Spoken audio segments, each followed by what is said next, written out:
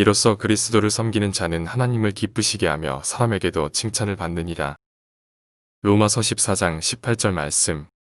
아멘. 할렐루야. 이용우 목사입니다.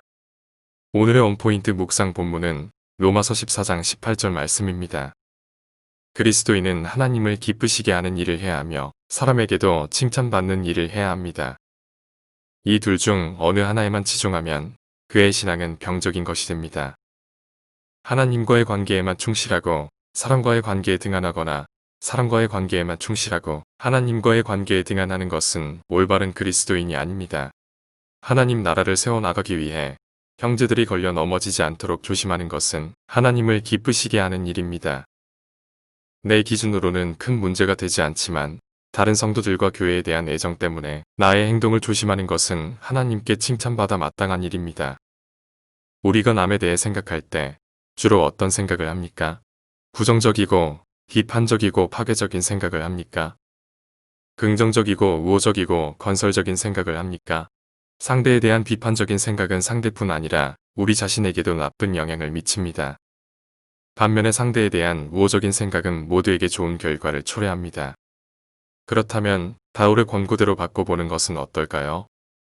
하나님 나라는 서로의 차이를 수긍하고 서로를 포용하는 방식으로 실현됩니다. 어떤 사람들은 하나님을 향한 믿음과 사랑을 강조하면서 이웃에게는 냉정합니다. 이는 영적으로 건강하지 못한 신앙입니다. 바울은 교회의 감독은 교인들뿐 아니라 외인들에게도 선한 증거를 얻은 자라야 한다고 교훈했습니다. 따라서 오늘의 원포인트 메시지는 그리스도인은 칭찬을 받는 사람들이다입니다.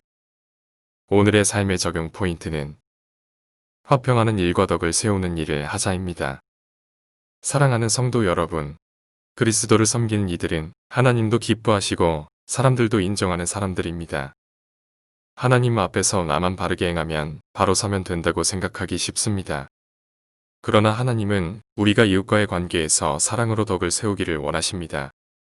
우리가 가진 것과 이룬 것들로는 하나님을 기쁘시게 할 수 없습니다.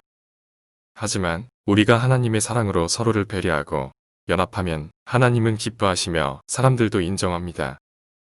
마음을 열어 내 앞에 있는 모든 사람들에게 의와 화평을 나누십시오. 하나님이 원하시는 답은 그리 어렵지 않습니다.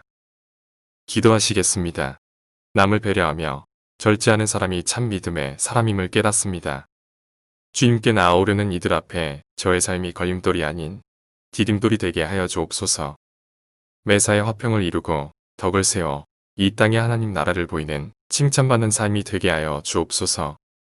이 모든 말씀 예수님 이름으로 기도합니다. 아멘.